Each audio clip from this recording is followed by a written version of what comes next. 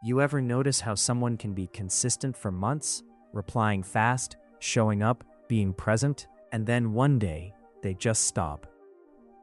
No explanation, no warning, no closure. And the first thing people assume is they don't care. But that's not actually what's happening. Because disappearing, it's not random. And it's not weak-mindedness either. It's a pressure response. Just like some people talk more when things get heavy, some people get closer. They look for support, connection, reassurance. Others do the exact opposite. They pull away. There are people who deal with stress by sharing it. And then there are people who deal with stress by containing it, holding it in, processing it alone, trying to fix everything internally before anyone even notices.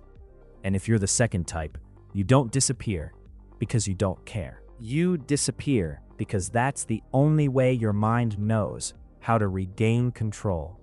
Because think about it, when things get heavy, you don't want to look vulnerable. So you isolate. You don't want to explain what you're feeling. So you stay quiet. You don't want to burden people. So you remove yourself completely. And at the same time, you're telling yourself, I'll figure this out on my own. Because somewhere along the way, you learned it's better if I handle this myself.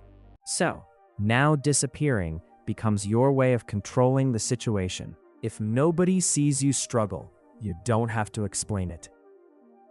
If nobody's involved, you don't have to manage their expectations.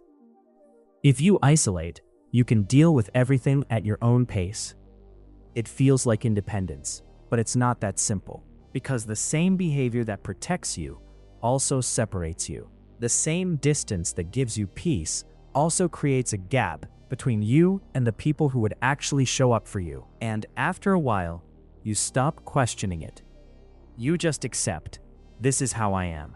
But internally, it's not calm. Your energy drops. Your mood shifts. One moment it's sadness. Next moment it's frustration. But none of it gets expressed. So it stays inside. You're burning quietly.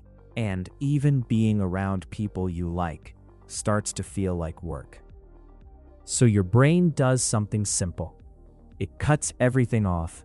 No conversations, no expectations, no social energy, just silence, just space, just you. Not because you don't want people, but because your mind literally can't carry them right now. Most people who disappear do it for two reasons: to heal, or to avoid being seen when they're not okay. Because pretending to be fine around people, that's exhausting.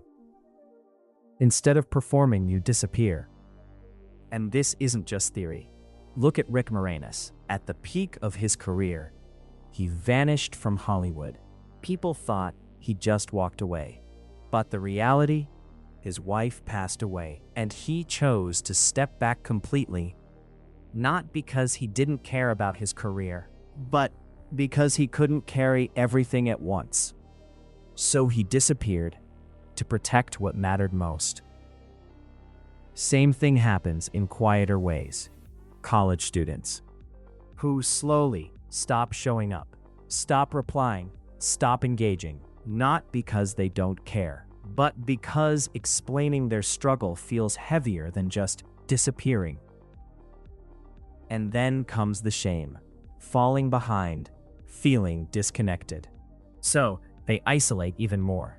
So no, disappearing isn't always avoidance. Sometimes it's the only way someone knows how to survive pressure. It looks like distance. It looks like silence. It looks like they don't care. But internally, they're trying to hold themselves together without letting anyone see them fall apart.